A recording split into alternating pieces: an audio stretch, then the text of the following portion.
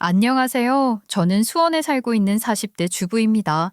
사는 게 팍팍해서 아이는 하나만 낳고 키우고 있는 중인데 정말 그러길 잘했다는 생각이 듭니다. 아마 아이는 둘 이상 낳아야지 하시며 저에게 애국하지 않는다고 잔소리를 하실 구독자님들이 계실지도 모르겠지만 아마 제 이야기를 들으시면 하나만 낳길 잘했다고 생각하실 것 같네요. 여러분들은 혹시 가족의 아픔으로 고생을 해보신 적이 있으실까요? 저는 몸이 좋지 않은 친정엄마를 간병하랴 시간을 많이 쏟아부었습니다. 하지만 친정엄마의 아픔에 슬퍼하기도 전에 별꼴을 다 보게 되었네요. 치가 떨리게 저에게 못되게 굴었던 그 인간들에게 한 복수 이야기 지금부터 시작해 보도록 하겠습니다. 저에게는 오빠가 하나 있었습니다. 저희 부모님의 기대를 품고 자란 오빠였고, 우리 오빠는 제가 봐도 정말 멋져서 자랑하고 싶은 사람이었어요. 저희 부모님은 서울에서 나고 자란 서울 토박이셨습니다. 그래서 저도 결혼을 하기 전까지는 서울에서 쭉 살았었습니다. 자랑스러운 우리 오빠는 학창 시절에 늘 반장을 맡아서 했습니다. 우리 오빠는요, 저와 다르게 키도 엄청나게 컸고요. 친구들도 많이 있었습니다. 똑똑한데 운동도 잘하고 생긴 것도 제가 봤을 땐 잘생긴 편에 속하는 우리 오빠였거든요. 정말 소위 말하는 엄친아라고 하죠. 엄마 친구 아들 하면 누구나 우리 오빠를 떠올릴 만큼 동네에서도 꽤 유명했습니다. 저는요, 오빠랑 4살 차이가 났었는데 기념일이라고 하는 날마다 늘 두근두근하는 마음을 가졌어요. 중학교에 입학을 한 오빠는 기념일이라는 날마다 선물을 늘 한 알음씩 들고 왔었거든요. 발렌타인데이, 화이트데이 할 것 없이 초콜릿이며 사탕이며 과자며 인형이며 잔뜩 들고 왔었어요. 그래서 전부 저에게 주곤 했죠. 오빠는 이거 안 먹어? 언니들이 오빠 좋다고 선물로 준 건데 정말 내가 다 먹어도 돼? 오빠는 군것질 별로 안 좋아하잖아. 미영이가 다 먹어도 돼. 대신에 양치질은 꼭 해야 돼. 이 썩으니까. 오빠는 정말 다정하고 자상했습니다. 제가 초등학교에 다닐 때 오빠가 다니던 중학교가 바로 붙어 있었는데 그렇게 틈틈이 저를 챙겨주었거든요. 오죽하면 학교 선생님들께서도 제 이름은 몰라도 준영이 동생이야? 하면 다 알 정도로 저희 오빠는 유명했습니다. 중학교 시절에도 전교 상위권 성적을 유지했고 학생회장도 하면서 인기몰이도 엄청나게 했었습니다. 고등학교에 진학해서도 별반 다르지 않았어요. 당연히 오빠가 좋은 명문대학교에 갈 것이라는 것은 자명했었습니다. 저희 가족은 늘 화목했어요. 부모님께서는 오빠를 자랑거리로 생각하셨고 저는 눈에 넣어도 아프지 않을 너무나도 귀한 딸로 여겨주셨습니다. 오빠에게는 어쩌면 부담감이라는 게 있었을지도 모르겠습니다. 늘 최고여야만 했던 오빠였으니까 제가 알지 못하는 고충이 있었을 거라고 생각을 하기도 했어요. 하지만 오빠는 늘 웃으면서 할 수 있는 데까진 열심히 노력을 해봐야 하는 법이라고 했습니다. 본인이 어느 정도 선에서 만족하지 않고 스스로 욕심을 내는 것을 자랑스럽게 생각했었어요. 그게 오빠의 천성이기도 했을 겁니다. 저희 부모님께서 그렇다고 너무 극성맞은 분도 아니셨어요. 오빠에게 언제든지 힘이 들면 내려놔도 된다고 꼭 좋은 아들이려고 노력할 필요가 없다고 하셨죠. 또 주말이면 온 가족이 함께 나들이를 가기도 했었어요. 물론 오빠가 고등학생이 되고 학업에 더 신경을 쓰고 싶다고 말을 하기 전까지만요. 아버지께서는 알아주는 대기업에 다니고 계셨고 연봉이 꽤 되셨던 것 같아요. 그러니까 엄마가 전업주부로 평생 저희 뒷바라지를 하실 수 있었죠.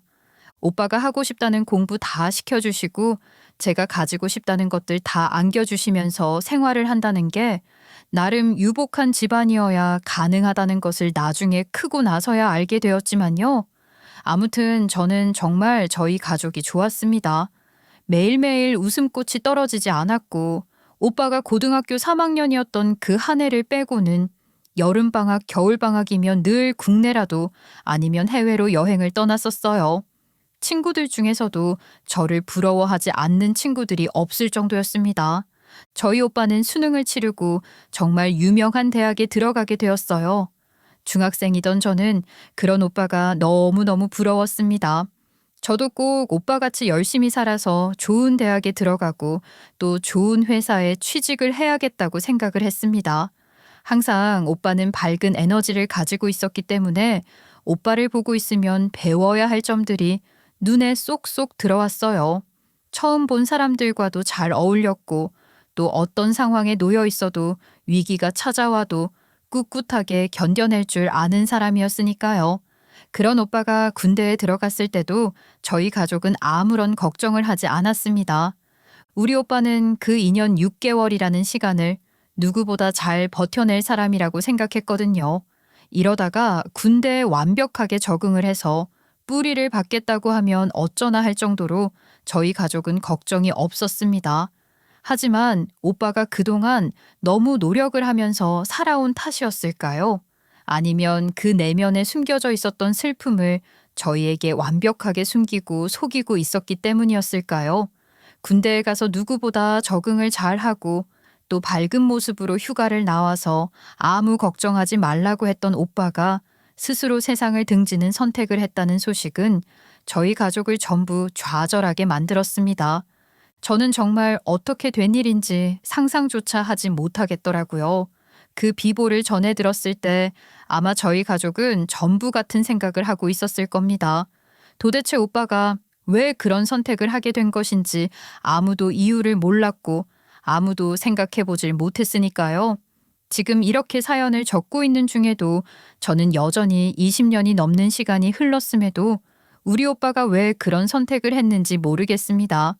군대에서 날아온 소식은 오빠가 사망을 했고 아마 우울증 때문인 것 같다고 하더라고요.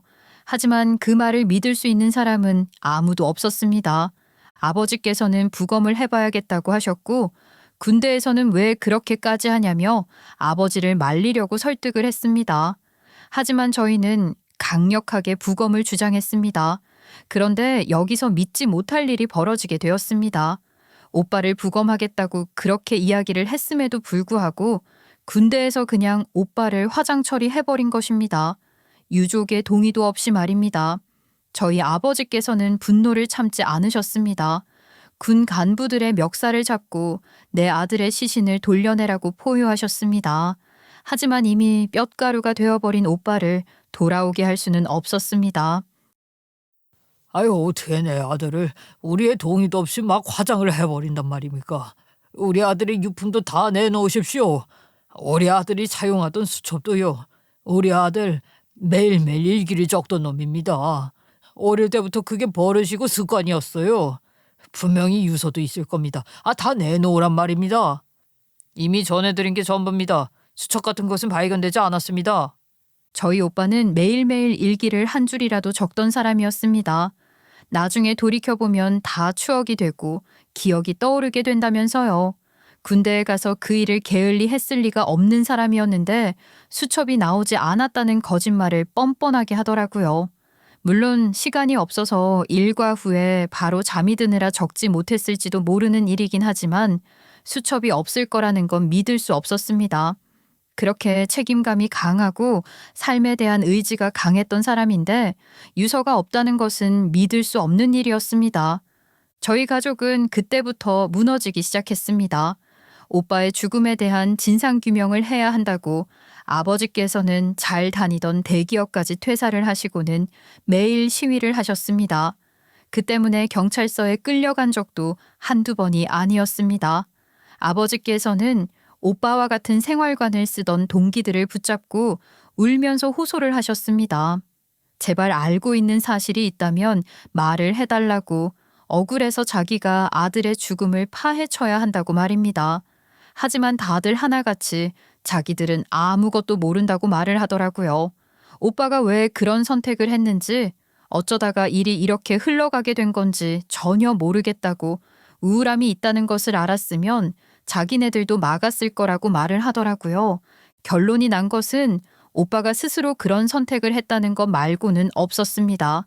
군대에서는 아버지께 자꾸 이런 식으로 시위를 하면 고소를 할 수밖에 없다고 협박 아닌 협박을 했고 저희는 할 수 있는 일이 없었습니다. 저희 가족 주변의 지인들도 이제 그만 오빠를 놓아주어야 한다고 언제까지 답도 없는 일에 매달릴 수는 없지 않냐고 했습니다. 하지만 자식을 잃은 부모가 어찌 찝찝함을 평생 가지고 살 수 있겠습니까? 저희 아버지는 폐인이 되셨습니다. 매일 술을 드셨고 매일 울면서 오빠를 목 놓아 부르셨습니다. 누구보다 집안을 단단하게 받쳐주고 있었던 오빠였기 때문에 오빠의 선택은 가족뿐만 아니라 주변 사람들까지도 속상하게 만들었지요. 저는 정말 오빠가 원망스러웠습니다.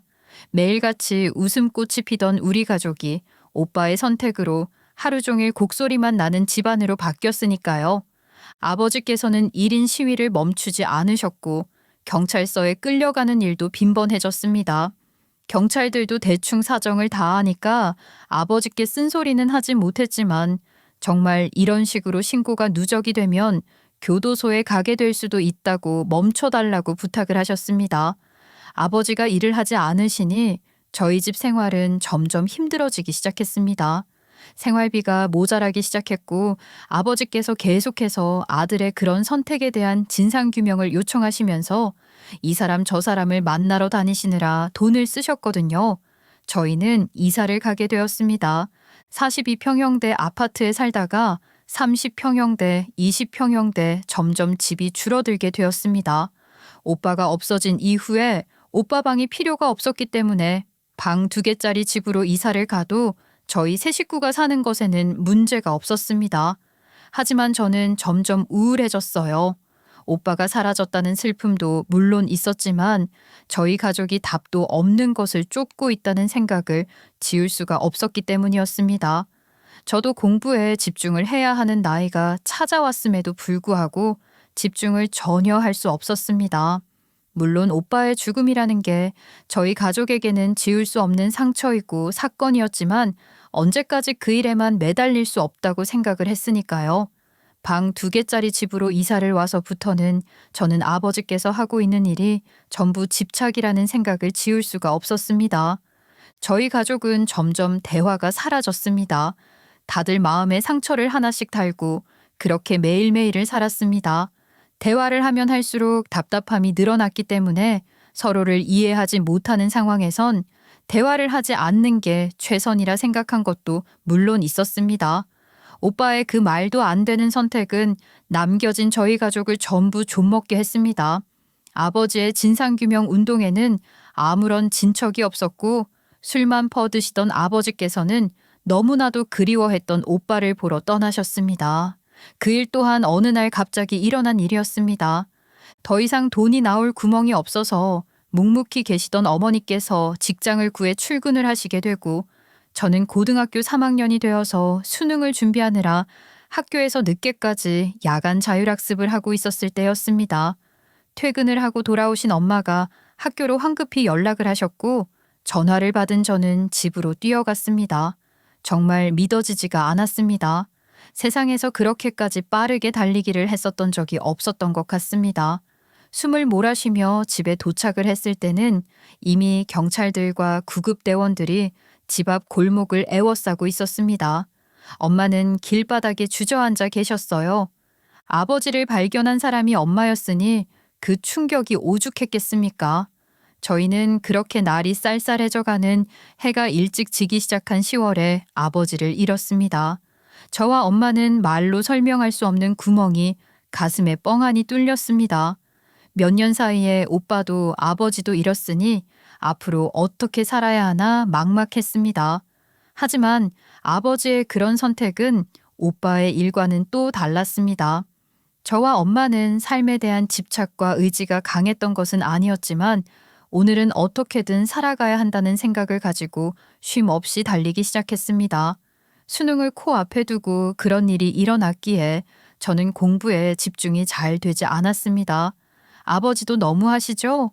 오빠의 생각이 너무나도 간절해서 그런 선택을 하셨으면서 제 생각은 하나도 안 해주신 거나 마찬가지였으니까요. 제가 수능을 볼 때까지만 기다려주지 않은 나쁜 생각들이 들 정도로 저 또한 이 일로 인해서 많이 피폐해져 있었고 말을 잃었습니다. 학교 친구들도 제 눈치를 볼 정도로 말입니다. 하지만 저는 수능을 치렀고 대학에 입학을 했습니다. 내신이 탄탄한 것도 수능을 잘 본 것도 아니었지만 그래도 제 성적으로 갈 수 있는 대학 중에선 가장 괜찮은 곳으로 골라갈 수 있었습니다. 저와 엄마는 대화가 많지는 않았지만 서로를 꾸준히 살폈습니다. 묵묵히 각자 자리에서 할 수 있는 일을 했습니다. 저는 대학을 졸업하고 그럭저럭한 회사에 들어갔고 저희 엄마 역시 돈을 모아 저를 시집 보내겠다며 저금을 차곡차곡 하셨죠. 그렇게 제 나이가 32살이 되었을 때 지금의 남편을 만나게 되었습니다. 제 남편은 착한 사람이었습니다. 그저 묵묵했고요. 할 수 있는 일에 최선을 다하는 사람이었습니다. 그런 우직함이 마음에 들었어요. 제가 여러 일들을 겪으면서 사람을 볼 때 중요하게 생각하게 된 것이 있는데 그건 바로 내면의 우울함이었습니다. 우리 남편에게는 그런 모습이 전혀 없었습니다. 남편은 묵묵할 뿐이었지 자기 감정을 표출할 줄 모르는 사람은 아니었거든요. 스트레스를 푸는 취미가 있는 것도 꽤 괜찮아 보였습니다. 그게 운동 같은 종류였다면 더 좋았겠지만 남편은 게임이라는 취미를 하더라고요. 솔직히 좀 의외이긴 했습니다. 묵묵하니 뭔가 집에서 혼자 드라마나 영화를 볼 것 같은 사람이었는데 게임을 한다고 하니까요. 그런데 또 게임을 할 때는 활발하니 말도 많더라고요. 그래서 적당히 즐길 수 있는 좋은 취미를 가지고 있다고 생각했습니다. 남편과 결혼을 결심한 결정적인 계기는 남편이 저희 친정엄마를 잘 챙겼기 때문이었습니다. 아무래도 마음고생이 심했던 것은 남겨진 저희 엄마이지 않았을까요? 큰 아들도 잃고 남편도 잃은 엄마가 어떤 정신으로 일을 하면서 저를 먹여 살린 건지 모르겠더라고요. 제가 결혼을 하려고 마음을 먹고 나니까 엄마가 정말 고생했겠다, 힘들었겠다 싶은 생각이 절로 들었습니다. 저는 남편과 결혼을 하려고 마음을 먹고 준비했을 때 마음에 걸리는 것은 딱 한 가지밖에 없었습니다. 시어머니와 시누이였어요. 시누이는 저보다 남편보다 2살이 많았는데 저랑은 4살 차이가 났습니다. 저희 오빠가 살아있었으면 아마 동갑이었겠죠. 시누이는요, 일찍 결혼을 해서 아이가 2 있었는데 다단계에 빠져서 빚을 엄청나게 지고 이혼을 당했다고 하더라고요. 빚 때문에 이혼을 한 것이라 시조카 2은 이혼을 한 시매부가 데려갔다고 전해 들었습니다. 시어머니께서는 자기 딸밖에 모르는 사람이라서 시매부를 찾아가서 머리털을 쥐어뜯고 쌍욕을 퍼부었다고 하더라고요. 남편이 말을 하기엔 그랬는데 더 심각한 상황이 있었을 수도 있죠. 팔은 안으로 굽는 법이니까요. 그런 드센 성격을 가진 사람들과 잘 어울려 살 수 있을까에 대한 걱정이 조금 있었습니다. 그래도 한 가지 다행인 것은 시댁이 대전에 있었다는 것입니다. 남편은 일 때문에 수원에서 자리를 잡고 있었고 저도 천안에서 수원으로 일을 하러 다녔었기 때문에 수원에 신혼집을 잡기로 했어요. 친정엄마를 천안에 혼자 두어야 한다는 것이 불안했는데 제가 신혼집을 구할 때 천안집을 팔아서 친정엄마께서 돈을 좀 보태주시고 수원으로 이사를 하시겠다고 하시더라고요. 저야 너무 좋은 일이었죠.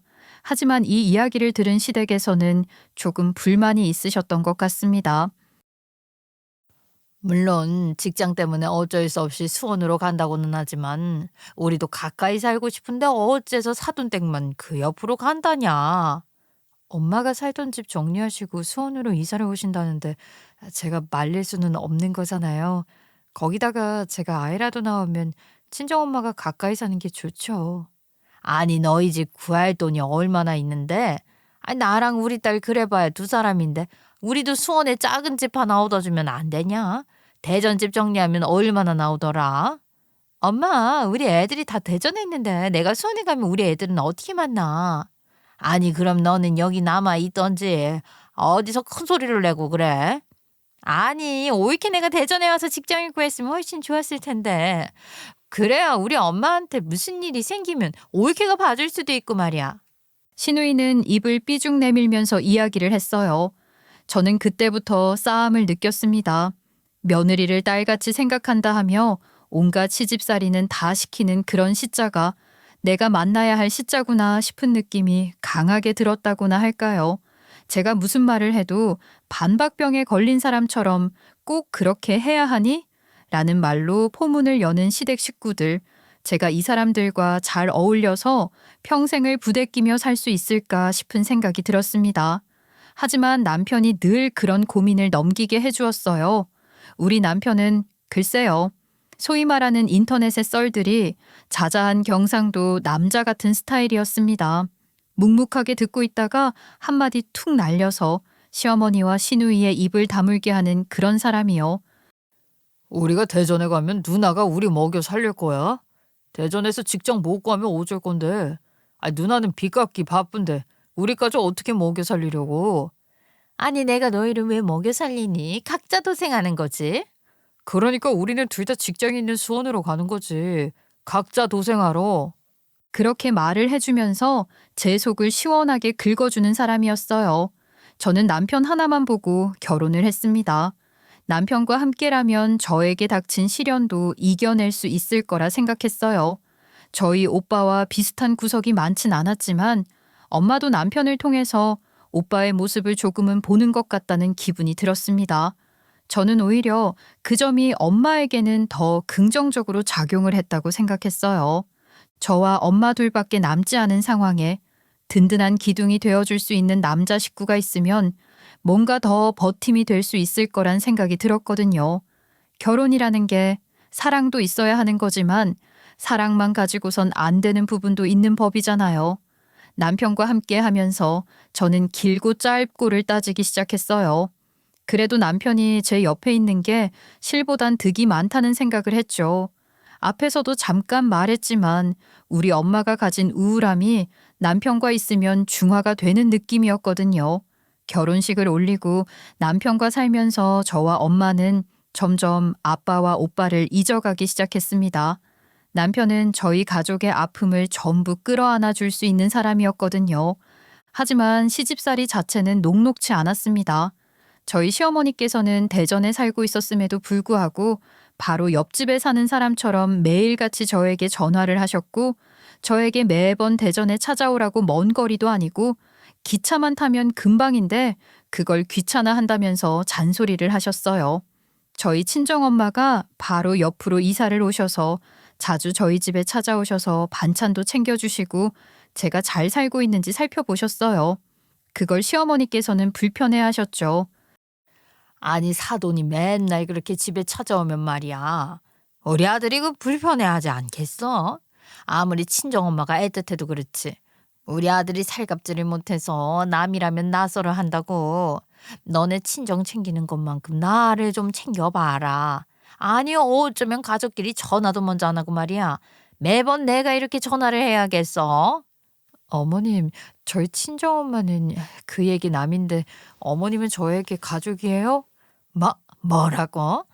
아니 그 여자가 시집을 왔으면 출가 외인인 거지. 내 말이 틀려? 이런 식으로 하나하나 따지고 되면 나도 하나하나 따지고 드는 수가 있어. 어머님도 시집와서 출가 외인이라고 생각하세요? 어머님도 외삼촌 댁 엄청 챙기신다면서요. 너 정말로 이렇게 나올 거야? 어? 어쩌면 내가 이렇게 성격이 드세니? 내가 아주 무서워서 무슨 말을 못하겠다. 시어머니께서 저에게 잔소리를 하려고 하실 때마다 처음에는 그냥 네네 하고 말았었는데 시간이 지나면서 저도 말대꾸를 하기 시작했습니다. 남편이 그래도 된다고 했거든요. 시어머니 성격이 네네 하고 넘어갈수록 더 길을 눌러 하고 싶어하는 성격이라고 말을 하면서 하고 싶은 말이 있으면 무조건 해야 한다고 했어요. 처음에는 저도 너무 되바라지게 보이는 건 아닐까 싶어서 걱정을 하긴 했었는데 시어머니께서 제가 강하게 나갈수록 분해하시는 걸 보니까 이게 맞는 선택이구나 싶긴 하더라고요. 저는 그렇게 시누이에게도 똑같이 했어요. 시누이 역시 시어머니랑 성격이 똑같았거든요. 그래서 그 두 사람이 오히려 저에게 말로 은근히 당하면서 속으로 쌓아둔 것들이 생긴 것 같습니다. 저는 그저 저에게 당해서 얌전해진 시누이와 시어머니라고 생각을 했었는데 두 사람이 이를 갈고 있었던 것 같더라고요. 밟으면 꿈틀거린다고 제가 계속 맞들이 박으니까 시어머니께서 다른 수법으로 교묘하게 저를 괴롭히기 시작했습니다. 시누이가 빚이 생겨서 이혼을 했다고 했잖아요. 그래서 시누이가 빚을 갚기 위해서 이혼을 하고 나서 일을 시작했어요. 거기다가 빚 때문에 아이들까지 전 심해부에게 빼앗겼잖아요. 그 스트레스를 자꾸 저에게 풀기 시작하는 겁니다. 그것도 아주 제가 뭐라고 못하게 야질야질하게 굴면서 말입니다. 저는 가족을 건드리는 일은 참을 수가 없었어요. 그렇기 때문에 저도 가족을 건드리는 행동은 잘 하지 않았어요. 그래서 그 성향을 알고 일부러 더 시조카드를 걸고 넘어지면서 저를 곤란하게 만들더라고요. 내가 정말 속상해 죽겠어. 우리 애들 내가 데려오고 싶은데 비 때문에 못 데려온다는 게 맞니? 아니, 옳게도 할 거 아니야. 가족이랑 떨어져야 하는 슬픈 말이야. 솔직히 영영 못 보는 곳에 가는 것도 힘들겠지만 볼 수 있는데 못 가는 건 더 괴로워. 애들도 나랑 살고 싶다고 하는데 아휴, 돈이 웬수다. 돈이 웬수야. 어떻게 방법이 없대? 애들 데리고 올 수 있으면 좋잖아. 원래 애들은 엄마가 키워야 한다고 하는데 아유, 어떻게 이럴 수가 있니? 일단 빚을 갚으면 빚만 갚고 나면 어떻게든 애들 양육권을 들고 올 수 있을 것 같은데 말이야. 그래? 빚 얼마 안 남지 않았니? 아이, 솔직히 말해서 장서방도 너무하지. 다단계 좀 할 수도 있고. 그걸 가지고 이혼하라니. 걔도 어디서 바람 피우고 있었던 거 아니야? 모르지. 옳게 생각은 어때? 역시 애들은 엄마가 키워야 한다고 생각하지 않아? 제가 아이가 없어서 모르겠지만 애들이 어리면 어릴수록 양육권을 엄마한테 준다는 얘기는 들었던 것 같아요. 형님도 참 속상하시겠어요. 근데 그 빚만 없으면 시조카드를 정말 데리고 올 수 있는 거예요? 그렇다니까. 애들도 나랑 살고 싶대. 아빠는 맨날 집에 늦게 들어오고 놀아주지도 않고 숙제도 안 봐준다고. 형님이 속상하시겠네요. 애들을 자주자주 보는 수밖에 없죠 뭐. 네, 빚 있잖아. 그거 빚 많은 것도 아니야. 4천만 원이야, 4천만 원. 그거 갚으면 애들을 데리고 올 수 있다는데. 왜 이렇게 저 어떻게 돈 좀 없어? 나한테 4천만 원만 줘. 네?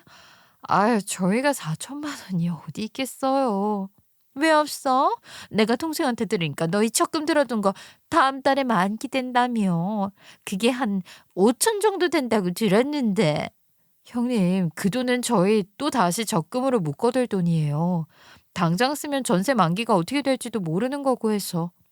예, 너는 자식을 옆에 두고도 못 보는 사람한테 그게 지금 할 말이니? 아니, 나는 말이다. 다른 건 몰라도 우리 손주들은 끼고 살아야겠다.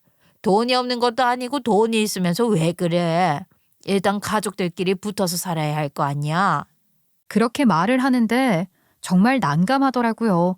솔직히 저는 오빠도 아빠도 잃어본 경험이 있기 때문에 가족들끼리 떨어져 사는 아픔에 대해서 절절하게 공감을 할 수 있었어요. 마음이 아프긴 하더라고요. 그래서 남편과 상의를 했는데 남편도 시조카드를 시누이가 데리고 오는 것이 나을 것 같다고 말을 했습니다. 어쩔 수 없이 5천만 원 적금이 만기가 되자마자 시누이에게 4천만 원을 빚 갚으라고 송금을 해주었는데 나머지 1천만 원까지 탐을 내더라고요.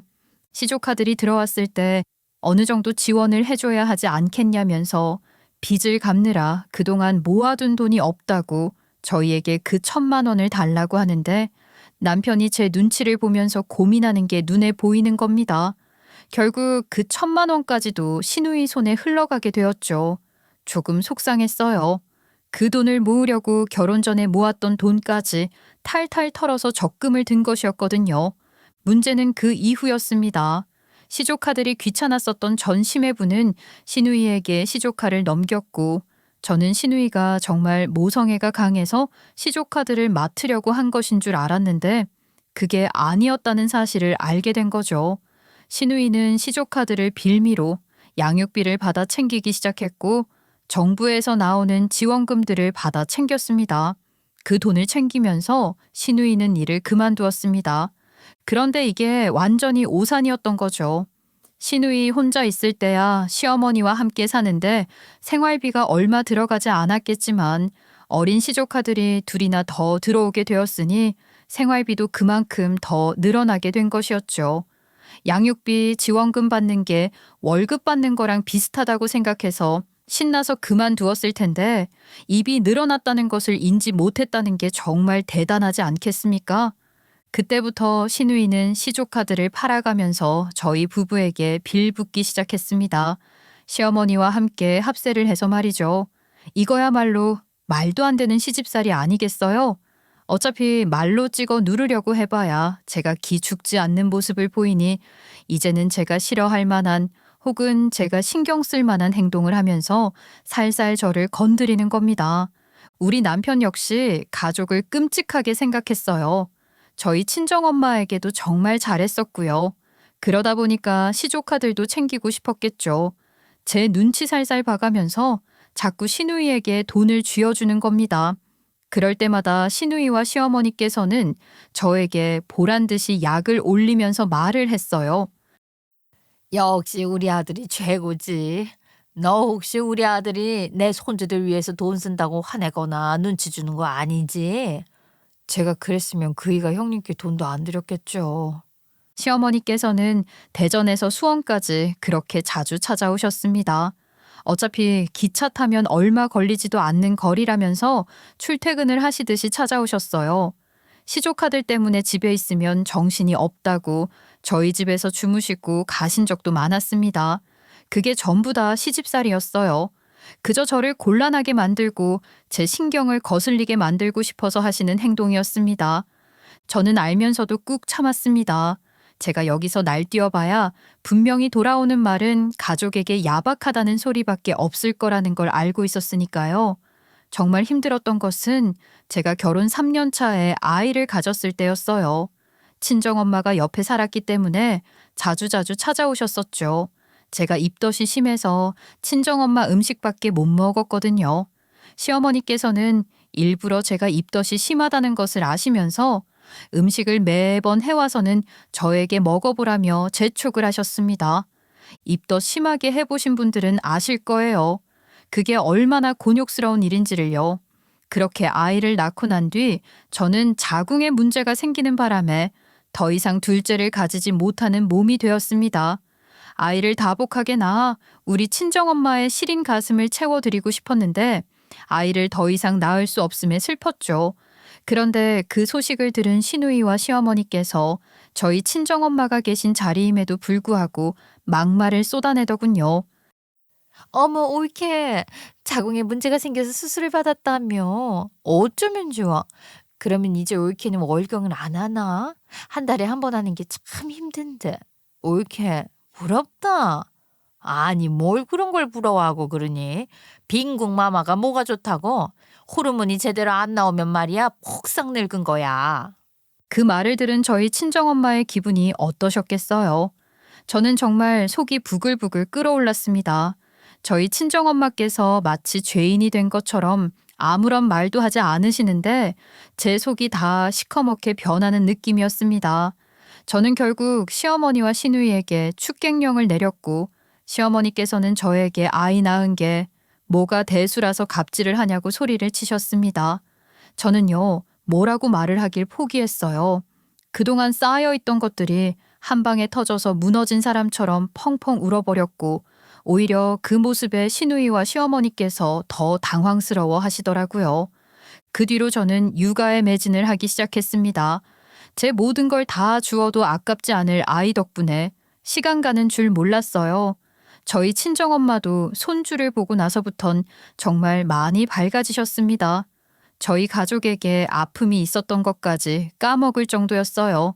그 후 세월이 많이도 흘렀습니다. 35세 아이를 낳고 아이가 5살이 될 때까지 친정엄마가 옆에서 일일이 도와주시지 않았다면 저는 정말 단 1분도 쉬지 못했을 것 같아요. 친정엄마 덕분에 육아도 또 휴식도 챙길 수 있었습니다.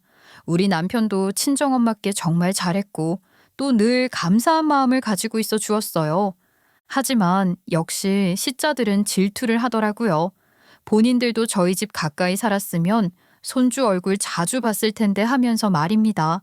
그러면서 내내 수원으로 이사 가고 싶다고 노래를 부르는데 저는 겁이 났어요.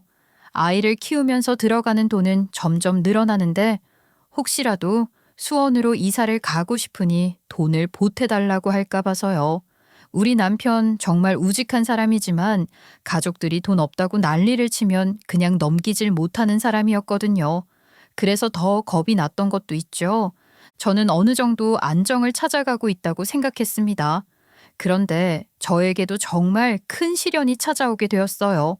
그건 바로 저희 친정엄마의 암 확진 때문이었습니다.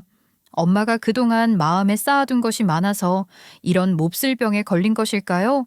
엄마는요, 오빠가 그렇게 되었을 때도 아버지께서 오빠를 따라가길 선택하셨을 때도 묵묵히 굳건히 버티셨던 분이셨어요. 당연히 힘들어 하셨고, 당연히 아파하셨지만 아버지처럼 과거에 목매달지 않고 오늘을 살아가려고 발을 내디드셨던 분이셨습니다. 그렇게 강하다고만 생각했던 엄마의 몸속 안에서 암덩어리가 자라고 있을 줄은 몰랐어요. 그 덩어리들은 점점 더 커졌어요. 병을 알았을 땐 이미 너무 늦었다는 판정을 받고야 말았습니다. 의사 선생님께서는 저에게 우리 엄마가 고작 1년도 못 버틸 거라고 했습니다. 저는 눈앞이 캄캄해지는 기분이었어요. 엄마는 오히려 홀가분한 얼굴을 하셨습니다. 저는 그게 훨씬 더 속상했습니다. 내 딸 미안해. 내가 참 이런 병에 걸릴 줄 누가 알았겠니. 나도 말이다. 전혀 꿈에도 생각 못했다. 내가 암이라니. 아우 이를 어쩌면 좋으니. 엄마 치료받으면 괜찮아질 수도 있대. 100% 사망하는 병도 아니잖아. 수술도 받고 항암 치료도 하고 그렇게 버티자. 응? 싫다. 내가 생명 연장을 해서 어디다 쓰겠니. 솔직한 말로 말이다. 나는 이렇게 돼서 조금은 기뻐. 내 아들, 내 남편 하늘나라에서 날 기다리고 있을 텐데 말이야. 그럼 나는 어떻게 하라고? 나를 두고 가는 건 아무렇지도 않아? 엄마가 어떻게 나한테 그런 말을 할 수가 있어. 남겨진 내 생각은 안 해? 오빠랑 아빠부터 생각하는 거야? 너는 남편도 있고 자식도 있지 않니? 나는 없는걸. 나도 내 남편이랑 자식 있는 곳에 가고 싶은데 어떻게 하라고? 나도 엄마 자식이야. 엄마, 제발 마음 약하게 먹지 말고 나랑 같이 힘내서 최대한 끝까지 버틸 수 있을 때까지 해보자. 엄마, 치료 받아보자. 응? 저는 엄마를 붙잡고 눈물을 흘리면서 이야기를 했어요. 나도 엄마 자식이야.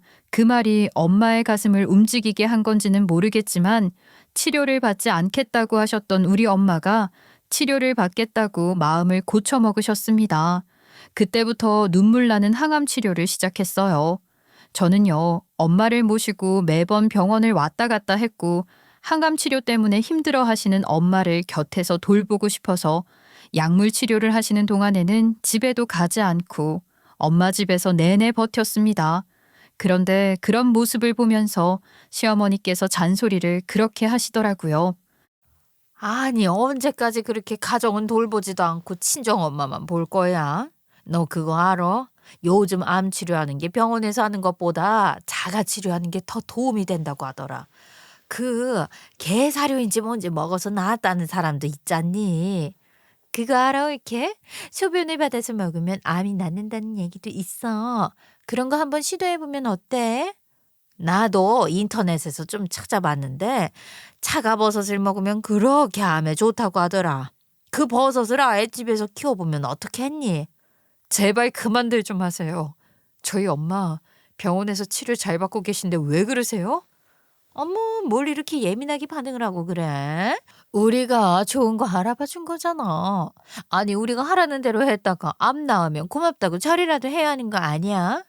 누가 암을 고치겠다고 집에서 버섯 키우고 소변 받아 먹고 게사료 먹겠어요. 좀 그렇게까지 하고 싶으면 어머님이랑 형님이나 하세요. 뭐라고? 아, 지금 그 말은 우리 보고 뭐 암이라도 걸리라는 얘기냐? 시어머니께서는 황당하다는 식으로 말을 하셨지만 정작 황당한 것은 저였습니다. 자기 일 아니라고 남 일이라고 막말을 하는 것과 다를 게 전혀 없는 행동이었으니까요. 저는 정말 끝까지 이기적으로 나오는 시어머니와 시누이에게 질려 있었습니다. 제가 이 이야기를 남편에게 하니 남편이 이 말을 짚더라고요. 당연히 제 편을 들어줄 거라 생각했었는데 남편은 저에게 그만 좀 참아주면 안 되냐는 식으로 말을 했습니다. 내가 장모님께 더 잘하려고 노력하고 있잖아. 그러니까 당신도 적당히 좀 넘어가면 안 되겠어? 아, 나 피곤해. 힘들다고. 우리 엄마한테 말도 안 되는 치료를 하라고 말을 하는데 그걸 참으라고? 당신도 정말 남일이라고 말 쉽게 한다. 저와 남편의 사이까지 이상하게 또 미묘하게 변해가고 있었습니다. 그러는 사이 친정엄마의 암은 점점 더 심해졌고 엄마는 병원에 입원해서 치료를 받아야 할 정도까지 기력이 쇠해지셨어요. 병원에서도 더 이상 버티는 것은 무리라고 말을 할 정도였습니다. 저는 정말 매일매일을 울었어요. 하지만 엄마는 괜찮을 거라고, 본인이 없어도 저는 잘 버틸 수 있을 거라고 하셨죠. 남편은 초반에 병원도 같이 와주고 엄마를 잘 보살펴 주었지만 엄마의 투병이 2년차가 되어 가면서부터는 뜸해졌어요. 병원에 모셔다 드리지도 않고 우리 엄마가 무슨 치료를 받는지에 대해 관심도 없었습니다. 그런 엄마가 오늘 내일 한다는 말을 들었는데 시어머니께서 병원에 가야 한다며 남편을 대전으로 부르신 겁니다. 꼭 가야 돼? 형님도 있는데 당신까지 가야 하냐고. 우리 엄마 점점 숨소리가 옅어지고 있는데 내 옆에 있어주면 안 돼? 우리 엄마도 어디가 아픈 것 같다잖아. 아, 별일 아닐 줄 몰라도 나도 우리 엄마 챙기고 싶지. 장모님이야 이렇게 오늘 내일 하시는 게 하루 이틀이었어. 내일 올 테니까 장모님 하루 더 버티시라고 전해드려. 갔다 올게. 저는 그 말이 너무나도 충격적이었습니다. 어떻게 아파서 눈도 뜨지 못하는 사람에게 본인이 대전에 갔다 와야 하니까 하루만 더 버티시라 전해달라는 소리를 할 수 있을까요? 정말 사이코패스인가 싶은 생각이 들 정도였습니다.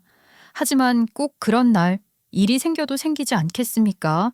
저희 친정엄마가 마지막으로 제 손을 꼭 잡으시고는 말 한마디 남기지 못하시고 오빠와 아빠의 곁으로 떠나시게 되었습니다. 저는 정말 너무나도 슬펐어요. 정말 엄마의 숨이 끊어지는 그 순간부터 짐승처럼 울부짖었습니다. 그리고 남편에게 전화를 걸었더니만 이 인간 실실 웃으면서 전화를 받더군요. 오랜만에 대전에 가서 친구들을 만나 술을 마셨다는 겁니다. 그래서 저는 저 홀로 친정엄마의 장례 준비를 해야 했습니다. 그날 밤 남편도 없이 아이를 데리고 장례식장에 앉아 있는데 영정사진에 보이던 우리 엄마의 얼굴이 얼마나 밝고 예쁘던지요. 저는 정말 눈물이 마르질 않았습니다. 이제 정말 저의 가족들은 전부 하늘나라에서 만났겠구나 하는 생각을 하게 되었어요. 다음 날 제가 남겨놓은 문자를 확인한 건지 남편이 눈을 뜨자마자 장례식장에 왔습니다. 그리고 시누이와 시어머니도 함께 등장을 했어요. 장례식장을 쓱 둘러보고 절 한번 하시더니만 저에게 할 말이 있다고 부르시더라고요.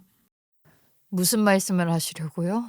장례식장에 손님들 계속 들어오시는데 간단하게 말해주세요.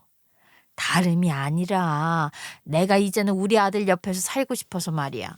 도저히 대전이랑 수원이랑 왔다 갔다 하는 거 힘들어서 못 견디겠다. 그래서 말인데 돌아가신 사돈이 지내시던 집 주소가 어떻게 됐지? 갑자기 그건 왜 물어보세요? 아, 왜긴 왜야. 대전보다야 수원이 애들 키우기도 좋고. 그 집 어차피 매매하셨던 집이잖니. 지금 집도 안 팔리는데 우리가 들어가서 살면 딱이지 않겠어? 우리도 돈 필요하니까 대전 집 정리해서 여유자금 좀 들고 있고 수원 그 집 들어가서 살아야겠다. 우리가 쓸 테니까 그 정리할 거 다 정리해서 다음 주까지 싹 비워놔라. 그렇게 통보를 하시고는 멍이로 오느라 피곤했다고 좀 쉬어야겠다면서 장례식장을 나가시는 겁니다. 저는 너무나도 당황스러웠어요. 엄마가 돌아가신 뒤에 정말 쉬지 않고 눈물을 흘렸었는데 눈물이 쏙 들어가 버렸습니다.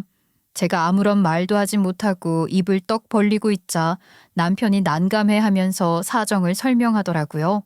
시어머니께서 대전에 살면서 힘들어 하신다고요.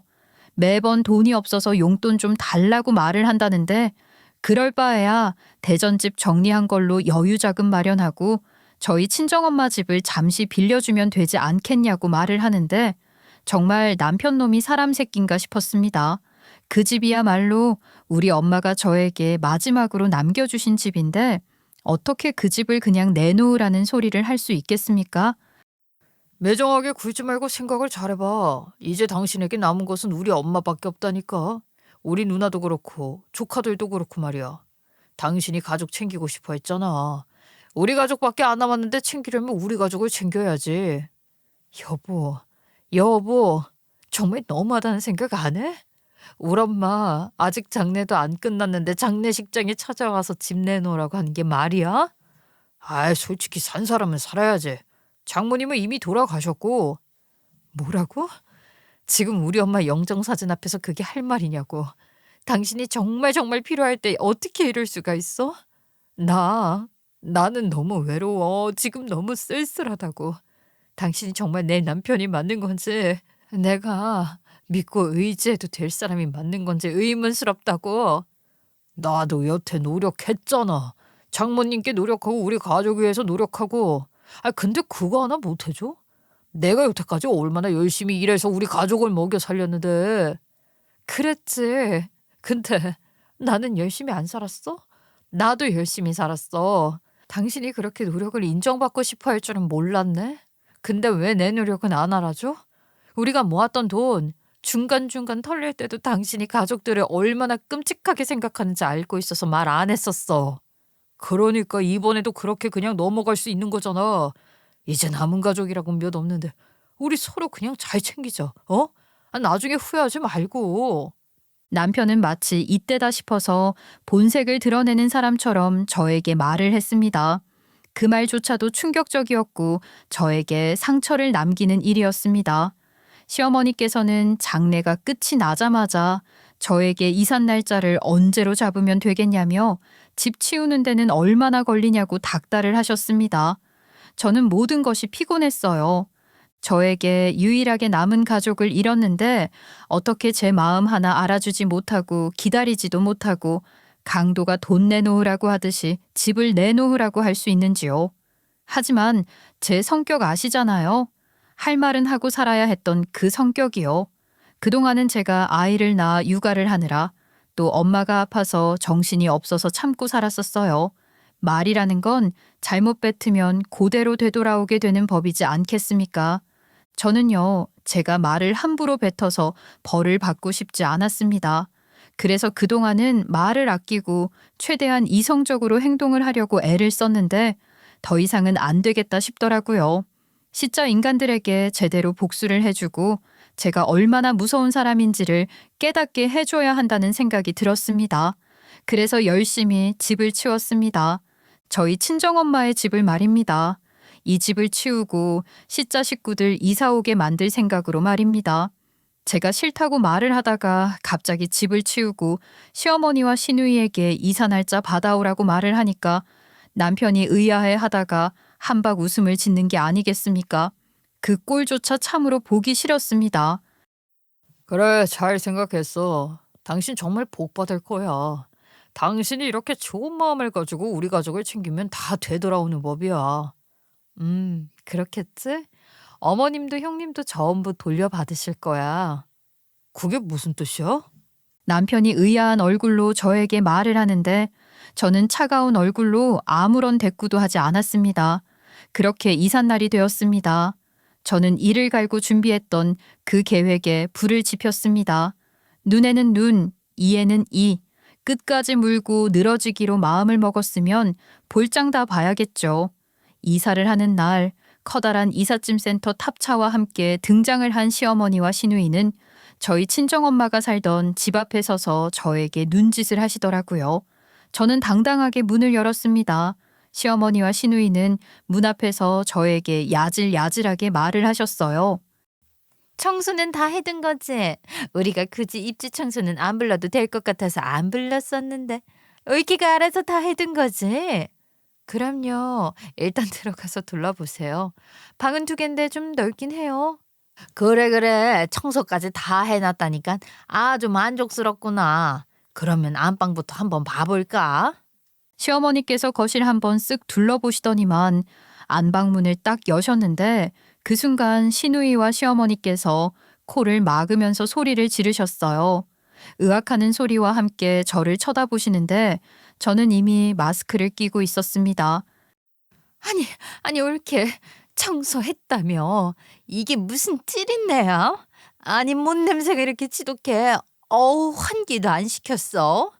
아이고야 코가 썩었다 썩었어. 아 왜 이래? 도대체 집에 무슨 짓을 하면 이런 냄새가 나냔 말이야. 어머님, 어머님이 그러셨잖아요. 암 환자에게는 소변이 좋다면서요. 그래서 소변을 곳곳에 뿌려놨죠. 아이 뭐야? 아이 그랬으면 환기를 시켰어야지. 저쪽 방에서는 버섯 키우고 있는데요. 차가버섯이 암에 그렇게 좋다면서요. 그래서 차가버섯도 키우고 있어요. 아니 암 환자도 없는데 왜 그런 짓을 하는 거야? 사돈도 돌아가셨는데 왜 그러냐고. 네? 어머님이 암이라고 그러던데요? 그이가요? 얼마 전에 병원 갔다 와서 암 판정 받으셨다면서요. 우리 엄마가 암이라고? 아니 옳게 그게 무슨 소리야? 다들 제 말에 황당한 얼굴을 하더라고요. 남편까지도 입을 떡 벌리고 있는데 이게 어떻게 된 일이냐면요. 남편이 저에게 거짓말을 했던 거예요. 시어머니께 저희 친정엄마 집을 드리고 싶은데 방법이 없으니까 시어머니가 암에 걸렸다고 말이죠. 그런데 이 거짓말이 오래나 갈 수 있겠어요? 시어머니께서 건강검진을 받았다는 것을 알고 있었고 그 이후에 남편이 저에게 시어머니가 암 판정을 받았다고 너무 초기라 수술만 받으면 바로 멀쩡해질 텐데 그래도 옆에 모시고 살고 싶다고 했던 말을 처음에는 믿었습니다. 그때 문득 기억이 났어요. 시어머니께 제가 보험을 하나 들어드렸었거든요. 암이라 하니 진단금도 받을 수 있을 거고 보험 신청을 하려고 건강검진 받은 영수증이랑 이것저것 내역을 달라고 부탁을 드렸는데 암에 대한 내용이 전혀 없더라고요. 우리 친정엄마가 암투병으로 고생을 했었는데 그런 거 하나 모르는 바보는 아니지 않겠어요? 그래서 남편이 얄팍한 거짓말로 저를 속이려고 했다는 것까지 알게 되었죠. 남편에게 따지고 들으려 했는데 곰곰이 생각을 해보니까 이때다 싶어서 암 환자 취급을 하는 게 더 시어머니의 기분을 상하게 만들 수 있을 것 같더라고요. 저는요, 시어머니께서 저희 엄마가 암투병을 했을 때 저에게 말도 안 되는 민간요법이라고 들이댔었던 것들을 그대로 들고 왔습니다. 집안 곳곳에 소변을 뿌렸고 시조카들이 쓸만한 방에 버섯을 키웠습니다. 버섯도 곰팡이잖아요. 습습하게 만들어두고 버섯을 키우니 방 안에서 쿰쿰한 냄새와 더불어 벽지에 곰팡이가 슬기 시작하더라고요. 저희 친정엄마의 집이 망가진다는 것은 좀 속상했지만 이 정도는 해야 기분을 상하게 만들 수 있지 않겠습니까? 저는 마스크까지 끼고 무장을 했고요. 시어머니와 시누이에게 식사까지 대접했어요. 뭔지 대충 예상은 되시나요? 바로 밥그릇에 개밥을 와르르 쏟아드렸습니다. 도대체 지금 뭐 하는 짓거리야? 내가 왜 암 환자 취급을 받아야 하는 거야? 부정타게. 이가 그랬다니까요. 어머님이 암에 걸려서 옆에 모시고 살고 싶다고요. 어머, 암 아니셨어요? 그러면 이가 어머님 암 걸렸으면 좋겠다고 말을 한 걸 오해한 건가? 아니면 이가 무슨 치매라도 와서 기억을 못하는 걸까요? 야, 내가 언제 우리 엄마가 암에 걸렸으면 좋겠다는 식으로 말을 했어. 그냥 당신 설득하려고. 너는 어떻게 그런 말을 할 수가 있어? 어? 아무리 그래도 엄마한테 암 환자 취급이라니. 아이 누나 그런 게 아니라. 아이 그러면 어떻게 설득을 하라고. 그게 아니면 집을 안 내줄 것 같은데. 거짓말을 칠 게 따로 있지. 암으로 돌아가신 우리 엄마 집에서 감히 암이라는 거짓말을 치고 살으려고 했어? 다들 우리 엄마 집에서 당장 나가? 아니 그게 무슨 소리냐? 우리가 오늘 이사 오는 날인데 어딜 나가? 짐도 다 왔구만.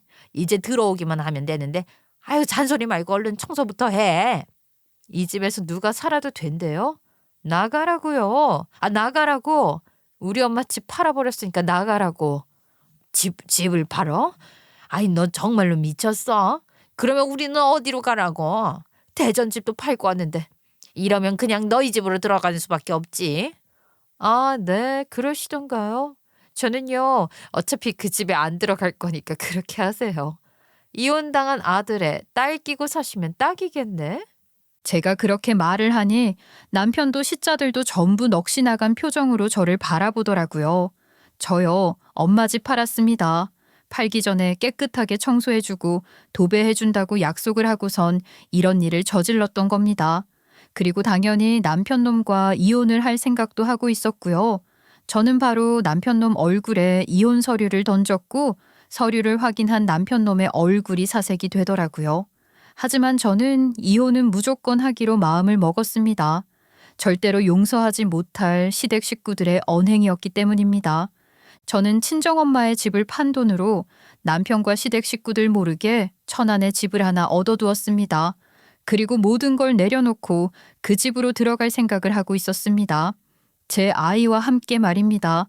제가 그 집에서 나온 뒤 남편은 저를 졸졸 따라와 이혼은 무슨 이혼이냐, 말이 너무 섣부르다고 질책이 섞인 말을 했지만 저는 이혼을 할 생각을 굳혔기 때문에 그 말이 귀에 들어오지 않았습니다.